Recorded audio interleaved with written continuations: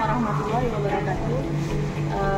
Saya mewakili dari Kementerian Sosial, salah satunya UPT di Sentra Darus Saadah di Aceh Besar. Hari ini melaksanakan kegiatan operasi Katarak gratis disertakan dengan penyambutan Hari Disabilitas Dunia dan juga Hari HKSN seluruh Indonesia.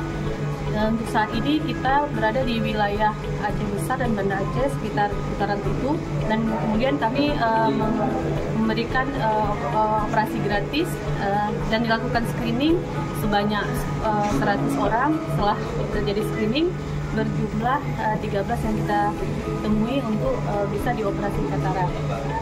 Hari ini kami hadir di Rumah Sakit Meraksa untuk melakukan operasi dan bekerja sama dengan dokter Perdami, Ikatan Dokter Mata Indonesia.